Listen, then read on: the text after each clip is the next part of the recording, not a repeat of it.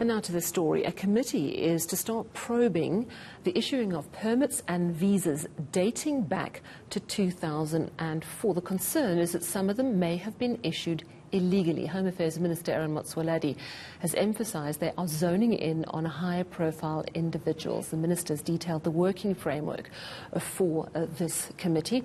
Lindo Kuhle has been following the story. He joins us now. Hi, Lindo. So tell us about this task team. What exactly are they looking for?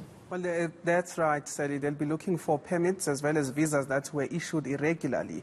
There has been allegations as well as complaints towards the minister's office to say that there's a lot of these visas and permits that had been issued illegally without following due process. But the minister did say that some of the high-profile cases that we've also seen in the public space playing out, especially those that are linked to criminal activity, are some of those that they'll be looking into as to how they have been issued. And one of the things that they're saying is that they'll also be looking at to some of those officials that will, or rather that were in charge of issuing some of those permits. But one of the things that the minister also noted with concern was the fact that when these investigations were ongoing, even before implementing this committee, there was a pushback from some of the employees in those departments to say that they do not want the investigation of some of these issuing of these permits as well as the visas. But the minister did say that raised a flag on his behalf, and he says that that is one of the things that encouraged him to formulate this particular committee. Let's take a listen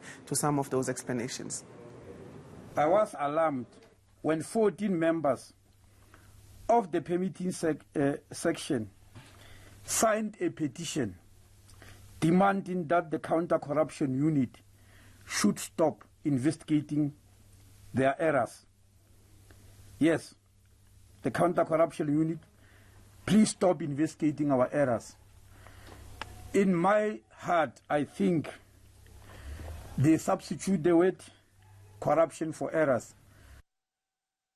So the minister also apparently commented on Atul Gupta and his South African passport. Tell us more about that. That's right. One of the cases that the minister might have been alluding to when he says there were some cases that had played out in public, high-profile cases that is. And we do know that one of the Gupta brothers is trying to get his South African passport back in the High Court. But the minister said that they are well aware of that. They are against that. In fact, they have appointed a senior counsel to deal with that. They're saying that they do not believe that one of the Gupta brothers, Atul, should be getting a South African passport reissued to him. But let's take a listen to more of what the minister said around that issue.